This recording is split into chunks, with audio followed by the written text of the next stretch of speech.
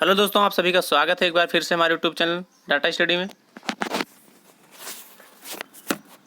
आज की वीडियो में हम लैंगिक जनन के बारे में डिस्कस करेंगे, तो इस वीडियो को आप अंत तक देखिए। और अगर अभी तक आपने हमारे यूट्यूब चैनल डाटा स्टडी को सब्सक्राइब नहीं किया तो चैनल को सब्सक्राइब कर लीजिए और बेल आइकन को प्रेस कर लीजिए ताकि आपको वीडियो की लेटेस्ट अपडेट की जानकारी समय समय पर मिलती रहे। तो जानते हैं लैंगिक जनन क्या है। आइए देखते हैं इसके बारे में।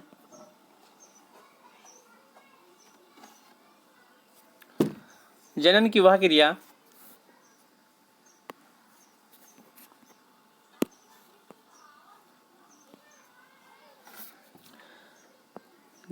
क्रिया जिसमें दो विपरीत लिंगों वाले जीव भाग लेते हैं तथा गैमीटों का निर्माण करते हैं और युग्मक आपस में मिलकर युग्मनज का निर्माण करते हैं, जिससे आगे चलकर एक नए जीव का निर्माण होता है।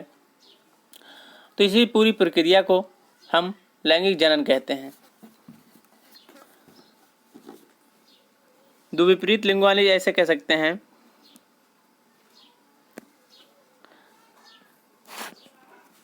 मानिए दो जानवर हैं।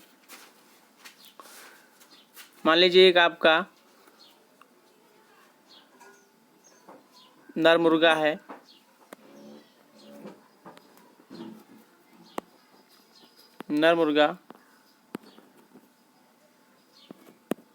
और एक मादा मुर्गा।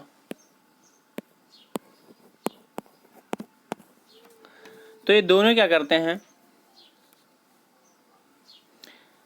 ये दोनों आपस में संयुग्मीकरण करते हैं, जिसके पश्चात क्या होता है, पुरुष के शुक्राणु मादा की जननांगों में पहुंच जाते हैं, जिसके विपरीत युग्मक का निर्माण होता है और वही युग्मक क्या करते हैं, आगे चल के युग्मनज का निर्माण करते हैं और वही युग्मनज आगे चल के क्या करता है, एक नए जीव को निर्माण कर लेता है।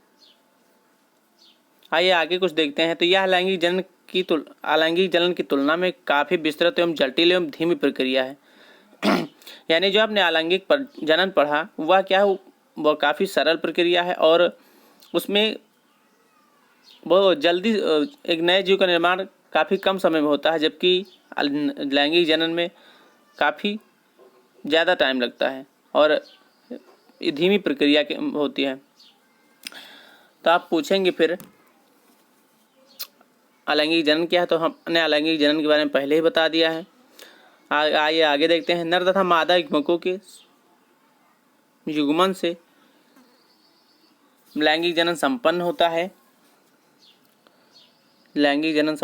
है जिसके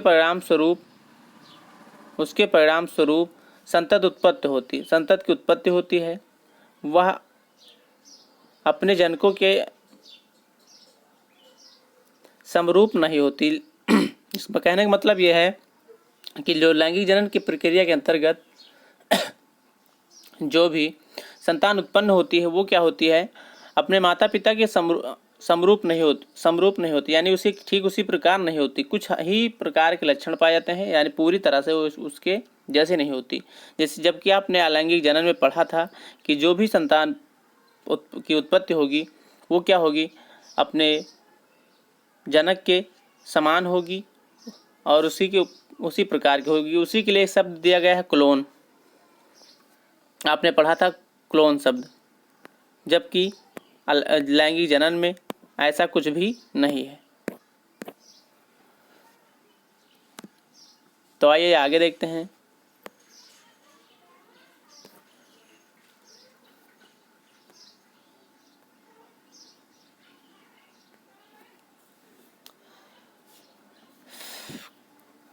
तो आगे देखने से पहले कुछ और चीज़ें जान लेते हैं। जैसे समझने के लिए आपको बताते हैं। हमें जैसे पता है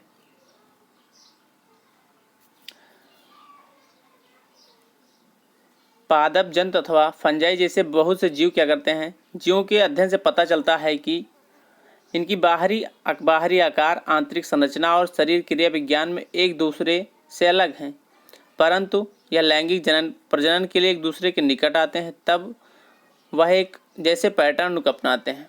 यानी कहता है लैंगिक जनन में जो बहुत से जीव हैं, पादप जंतु और फंजाई क्या करते हैं, ये तीनों अलग अलग वर्गों से जो है बिलोंग करते हैं, लेकिन और इनकी जो शरीर का आकार है, संरचना है, वो भी अलग अलग होती है। लेकिन जो पादप जंतु और फंजाई हैं, तीनों जो लैंगिक जनन प्रक्रिया है एक जैसी ही अपनाते हैं। आश्चर्य की बात यह है, आइए सबसे पहले उन समान विशेषताओं पर चर्चा करें जो इन विविध जीवों में सामान्य है। तो पहले बात करते हैं तो इसी के बारे में जानते हैं। तो इसी को कहते हैं कायिक प्रावस्था। कायिक प्रावस्था फिर आप कहेंगे कायिक प्रावस्था क्या है, तो हम बताएंगे कायिक प्रावस्था क्या है। सबुज जो पृथ्वी पर जो भी जीव पाए जाते हैं उनकी क्या होती है, वो एक निश्चित अवस्था तक वृद्धि करते हैं और निश्चित अवस्था के बाद ही उनमें परिपक्वता आती है, जिसके पश्चात ही वे लैंगिक जनन कर सकते हैं। यानी मानिए कोई जीव जन्म लिया, यानी यहाँ से उसका जन्म स्टार्ट हुआ और यहाँ पर उसकी मृत्यु होनी है। मृत्यु एक अनिश्चित होती है कि कब होगी ये किसी को नहीं पता, लेकिन मतलब एक माना जाता है कि मृत्यु कुछ समय बाद होगी। तब जब यहाँ से इसका जन्म हुआ तो उसके कुछ समय पश्चात, यानी यहाँ से यहाँ, तो एक निश्चित अवस्था के बाद परिपक्वता आती। यहाँ पर मानिए वो परिपक्व हो गया, परिपक्व हुआ तो यहाँ पर उसके अंदर परिपक्वता आई, तो उसके पश्चात वे लैंगिक जनन कर सकते हैं। तो वृद्धि का यह काल किशोर अवस्था या की प्रावस्था कहलाता है। यानी यहाँ से लेकर यहाँ जब वो इस लैंगिक जनन के लायक हुए या इस क्रिया के कर सकने वाले हुए, तो इसी अवस्था को किशोर अवस्था कहते हैं और इसी को किशोर अवस्था कहते हैं। और जबकि पादपों में इसे ही कायिक प्रावस्था कहा जाता है। जो प्राणी होते हैं उसको उन्हें क्या कहते हैं, किशोर अवस्था कहते हैं प्राणियों में। और जबकि जो पादप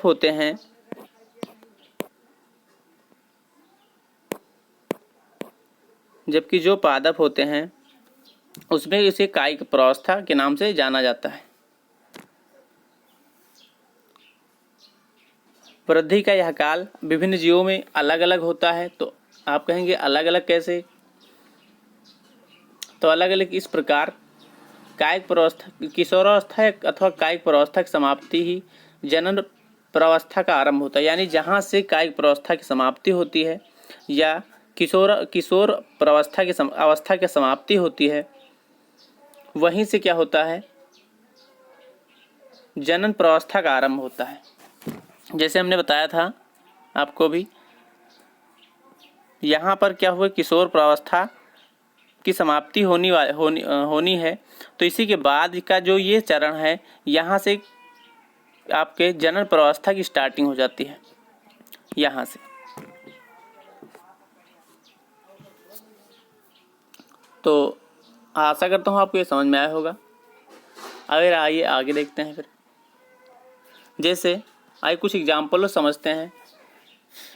हमने अपने खेतों में, अपने गाँव में या अपने आसपास हम जब कहीं जाते हैं तो हमने देखा होगा गेहूँ, धान, नारियल, आम आदि पेड़ों को हमने देखा होगा। तो हमने देखा कि वो क्या होता है, उनमें पुष्प आते हैं। तो पुष्प लगने में कितना समय लगता है, पुष्प उसमें कब लगते हैं, उसमें कितना समय लगता है और कितनी बार पुष्प आते हैं, तब इस अवधि को हम क्या कहेंगे। यानी जब पुष्प आता है, इस पुष्प आने की अवधि को क्या कहते हैं। तो पौधों में पुष्प आने की अवधि को ही किशोरावस्था या वयस्कता कहा जाता है। तो पुष्प आने के बाद ही उसमें फल लगता है, तो इसी को हम किशोरावस्था की अवस्था या वयस्कता कहते हैं। आइए कुछ और एग्जाम्पल समझते हैं। लेकिन कुछ जीव हमने देखा है क्या होते हैं, वो कुछ जीव कुछ पौधे सॉरी कुछ पादप क्या होते हैं, वो वार्षिक होते हैं। तो आप पहले समझिए वार्षिक होते हैं, और कुछ होते हैं आपके वार्षिक, कुछ होते हैं द्विवार्षिक, और कुछ होते हैं बहुवार्षिक। तीनों के बारे में हम बताएंगे आपको, समझते रहिए। बहुवार्षिक तो कहोगे गुरुजी एक वार्षिक, ये वार्षिक क्या होता है? वार्षिक का मतलब ऐसे पुष्प जो प्रत्येक वर्ष पुष्प देते हैं, तो उसे वार्षिक कहते हैं। जो 2 वर्ष पर पुष्पन करते हैं उन्हें द्विवार्षिक, और जो बहुत वर्षों पर करते हैं यानी हमें पता नहीं कब करेंगे, तो ऐसे को हम बहुवार्षिक कहते हैं। तो आपको समझ में आया होगा वार्षिक, द्विवार्षिक और बहुवार्षिक क्या है। हाँ, तो हमने इन बातों को क्यों बताया, तो आइए देखते हैं हमने क्यों इसके बारे में बताया था। तो इसके बारे में हमने बताया कि बहुत से पौधे जैसे हमें पता है गेहूँ, आम, और जो भी हमने बताया नारियल, ये सभी क्या करते हैं, सेब, कटहल, ये एक निश्चित मौसम में क्या करते हैं, पुष्प देते हैं, और उसके बाद पुष्पन प्रत्येक वर्ष देते रहते हैं। लेकिन कुछ ऐसे भी पौधे होते हैं जो जिनका पता नहीं वो कब जो है पुष्पन करेंगे। तो ऐसे पौधों में, इसको आप जानते रहिएगा, जैसे आपका बांस है। बांस आपने गांव में देखा होगा, बांस। तो वो क्या करता है, वो अपने पूरे जीवन काल में 50 से 100, कहोगे 50 से 100 क्या है, तो 50 से 100 वर्षों के बाद केवल एक बार पुष्प देता है। 50 से 100 वर्षों के बाद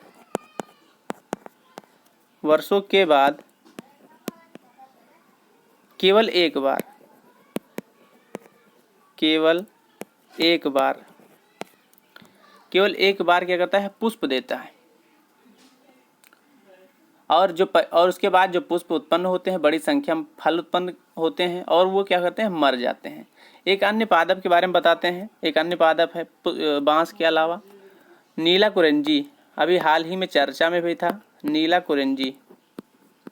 तो कहोगे गुरुजी इसका तो हमने नाम ही नहीं सुना। अरे भैया नाम ना सुनोगे, क्योंकि ये सभी जगह नहीं पाया जाता। कुछ राज्य हैं जैसे पर नीला कुरेंजी, कुछ राज्य हैं जैसे केरल, कर्नाटक और तमिलनाडु। केरल, कर्नाटक, तमिलनाडु, यहाँ पर क्या होता है, यहाँ के पहाड़ी क्षेत्रों में सड़कों किनारे क्या होते हैं, कालीन के जैसे बिछ जाते हैं। और ये कितने वर्षों में, नीला कुरेंजी जो है प्रत्येक 12 वर्ष में, कितने वर्षों में, 12 वर्षों में, प्रत्येक 12 वर्षों में क्या करता है, पुष्प देता है। 12 वर्षों में। पुष्प का नाम है नीला कुरेंजी। कहाँ पर पाया जाता है, केरल, कर्नाटक, तमिलनाडु। 12 वर्षों में। पुष्प का नाम एक बार फिर से देख लिए, नीला कुरेंजी। तो ये क्या है, ये बहुवर्षीय पुष्पन के उदाहरण है।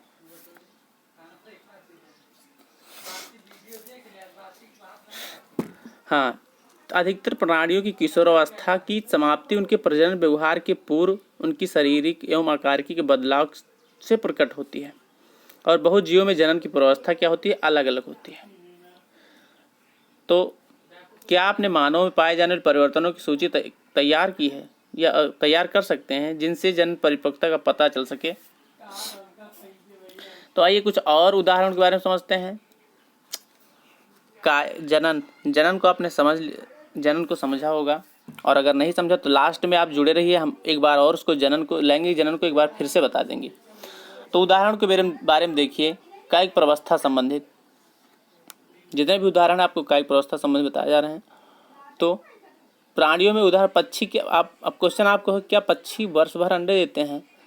आप कहो गुरुजी पक्षी को हमने देखा है नहीं, हमने तो अंडे देखे हैं कि वो देते हैं। तो वही पूछ रहे हैं, क्या वो वर्ष भर अंडे देते हैं, अथवा वह क्या यह किसी मौसम से संबंध घटनाक्रम, क्या एक निश्चित मौसम में अंडे देते हैं? मेढक और छिपकली में कैसे होती है? आपने मेढक देखा होगा आसपास, और छिपकलियां भी हमने घरों में देखी हैं। तो इनमें अंडे किस प्रकार, मतलब कब उत्पन्न होते हैं, कैसे होते हैं? आपने छिपकली के तो अंडे देखे ही नहीं होंगे। तो आप देखेंगे प्रकृति में रहने वाले पक्षी केवल मौसम विशेष आने पर ही अंडे देते हैं। तो जैसे आपने मेढक को देखा होगा, तो बरसात के महीने में देखिए बहुत सारे मेढक क्या होते हैं, उत्पन्न हो जाते हैं। तो ये मौसम विशेष जब आता है तभी क्या करते हैं, अंडे देते हैं। और आपने देखा होगा जो कुक्कुट मतलब मुर्गियाँ होती है फार्मों में, मुर्गियाँ जो क्या होती हैं, जो मुर्गियाँ हैं, तो कहो गुरु जी हम तो मुर्गियाँ देखी नहीं का, तो हम कहेंगे भैया मुर्गियाँ देखी होंगी, बहुत से फार्म होते हैं वहाँ पर मुर्गियों का पालन किया जाता है, उन्हें पोल्ट्री फार्म कहते हैं।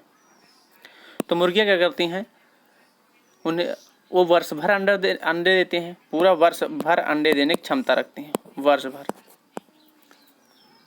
अंडे देने की क्षमता रखती हैं। ऐसे मामले में अंडे देने का कार्य जनन क्रिया से संबंधित न होकर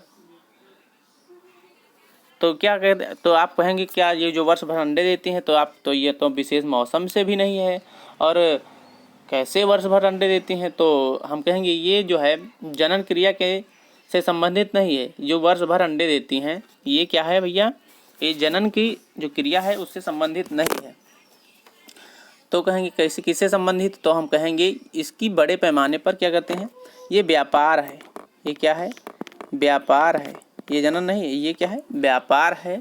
व्यापार के लिए उत्पत्ति है जो मात्र मानव कल्याण ही कहा जा सकता है, जो केवल व्यापार है और मानव के कल्याण के लिए ही ऐसा कुछ होता है।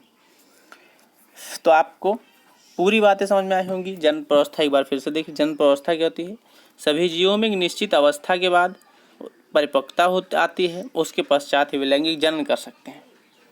तो वृद्धि का यह काल किशोर अवस्था कहलाता है, और पादपों में यह लैंगिक और पादपों में यह कायिक प्रावस्था कहलाता है। यानी जो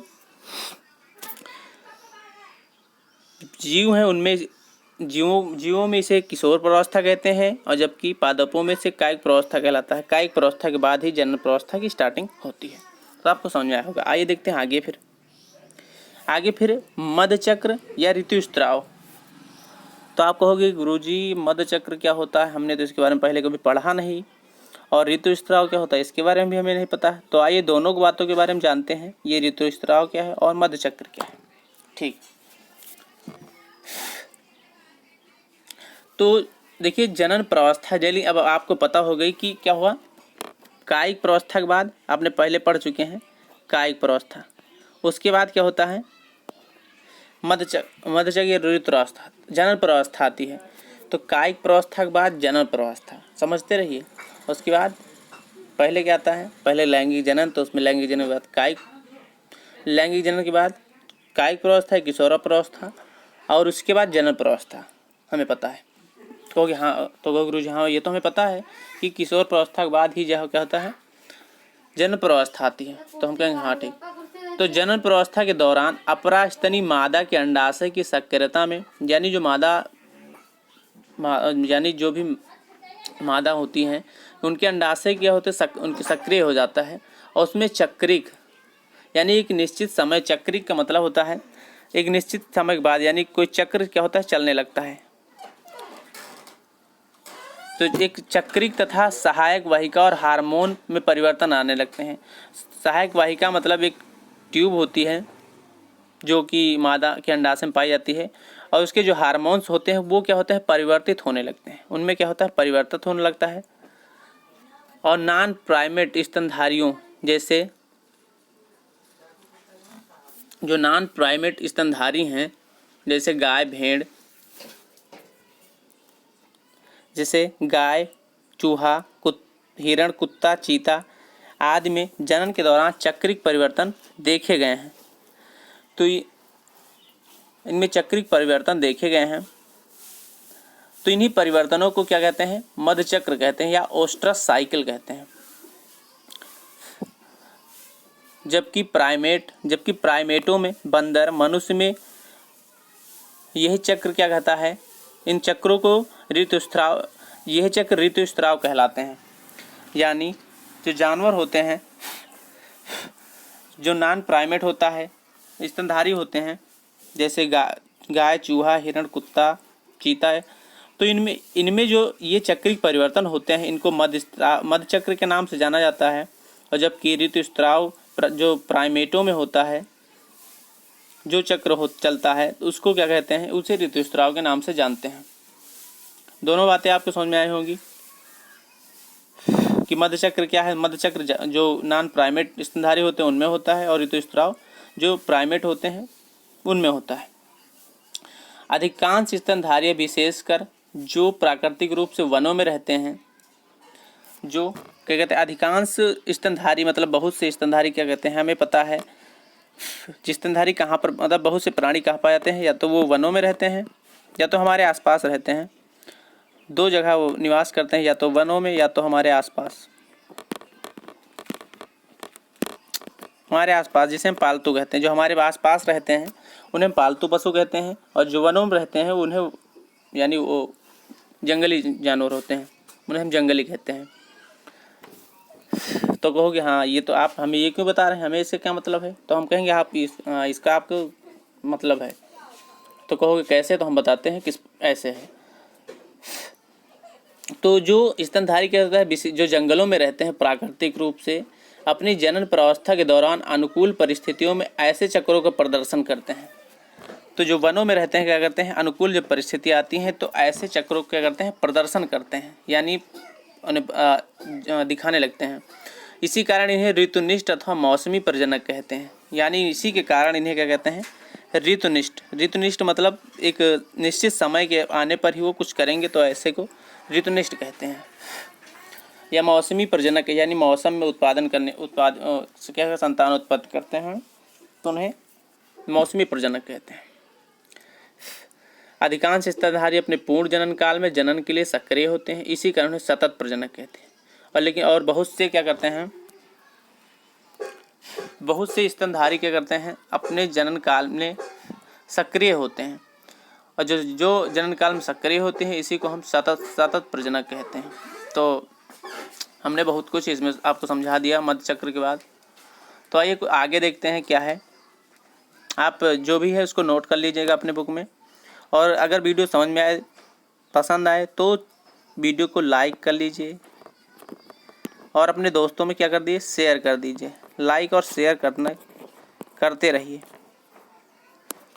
आइए देखते हैं आगे। तो युग्मक जनन एक कॉन्सेप्ट आता है, युग्मक जनन। तो युग्मक जनन क्या है? लैंगिक जनन की घटनाएं में युग्मक जनन आता है। तो इससे क्या होता है, जैसा कि हमें पता है नर तथा मादा युग्मकों के गठन की प्रक्रिया को क्या कहते हैं, युग्मक जनन कहते हैं। परिभाषा इसकी इतनी थोड़ी सी है, नर तथा मादा युग्मकों के गठन की प्रक्रिया को युग्मक जनन कहते हैं। यानी ये देखिए, ये युग्मक, अब तो युग्मकों की किस्में, जैसे क्लेडोफोरा एक शैवाल के युग्मक हैं, ये वाले आपके क्या हैं, शैवाल के युग्मक हैं। तो शैवाल के जो युग्मक कुछ इस प्रकार के होते हैं। दूसरा है जो चित्र बा है, ये वाला, ये क्या है, फ्यूकस, ये भी एक प्रकार की विषम युग्मक है। ये क्या है, एक विषम प्रकार का युग्मक है। और ये मानव की जो सा है, ये क्या है, मानव के विषम युग्मक है। तो मानव में जो शुक्राणु होते हैं कुछ इस प्रकार के होते हैं। यही युग्मक आगे चल के युग्मनज का निर्माण करते हैं, जिसके बाद एक नए जीव का निर्माण होता है।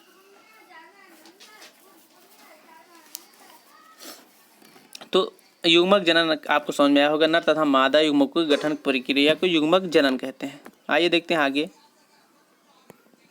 तो आज के वीडियो में इतना ही आपको टाइपिंग में था, और आगे कुछ और समझ लेते हैं। हाँ, एक बार समझते हैं फिर से। युग्मक आपका लैंगिक जनन, ठीक।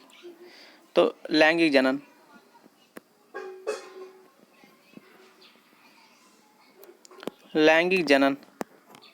ठीक।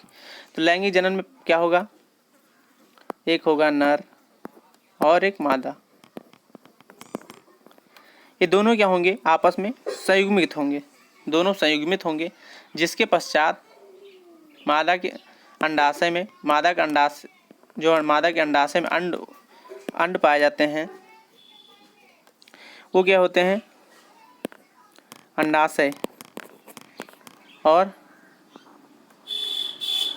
तो मादा के अंडाशय में जो अंड होते हैं, अंड कहते हैं इन्हें,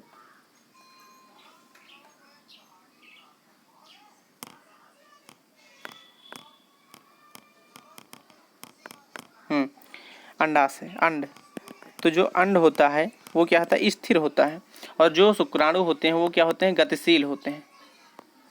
शुक्राणु क्या होता है, गतिशील होता है। तो वो क्या करता है, इस अंड के पास जाता है। तो इनको क्या कहते हैं, हम युग्मक कहते हैं। इसको अंड को हम मादा युग्मक कहते हैं और शुक्राणु को हम नर युग्मक कहते हैं। समझ आई बात। तो ये दोनों क्या करते हैं, ये दोनों आपके यानी ये ए और ये बी, यानी शुक्राणु और अंड, ये दोनों क्या करते हैं, आपस में गठित होते हैं और पूरी प्रक्रिया को संदर्भित करते हैं। उसके बाद क्या होता है, दोनों संयुग्मित होते हैं। उसके बाद एक नए जीव का निर्माण करते हैं, एक जीव का निर्माण होता है। तो इस पूरी प्रक्रिया को हम लैंगिक जनन कहते हैं। क्या कहते हैं, लैंगिक जनन कहते हैं। वीडियो काफ़ी लंबा होगा लेकिन हमने काफ़ी कुछ समझाने का इसमें प्रयास किया है। आइए कुछ और देख लेते हैं इसमें। जैसे आपने पीछे देखा था, ये आपका क्या है, ये मादा, ये आपके ये शुक्राणु है, और ये क्या है, ये मादा अंड है। तो ये जो शुक्राणु होता है, शुक्राणु क्या होते हैं, लाखों की संख्या मौजूद होते हैं। वो तो केवल एक ही शुक्राणु क्या करता है, मादा के अंडाशय में पहुंच पाता है। बाकी सब इस जो ये पर अंडाणु होती है, इसी परत में जाके टकरा के वो आप जो है नहीं पहुंच पाते। और एक ही अंडाणु जब यहाँ पर पहुंच जाता है तब वो आगे की अपनी क्रिया को पूरा करता है, लैंगिक जनन की क्रिया को पूरा करता है। ये मनुष्यों के लिए बता रहे हैं। तो आगे हम आपको अगले वीडियो में बहुत कुछ पढ़ाएंगे। और अगर वीडियो आपको पसंद आए तो वीडियो को लाइक कर लीजिए, चैनल को सब्सक्राइब कर लीजिए और अपने दोस्तों में शेयर कर दीजिए। Thanks for watching. मिलते हैं आपको अगले वीडियो में। तब तक के लिए जय हिंद, जय भारत। बने रहे हमारे यूट्यूब चैनल पर।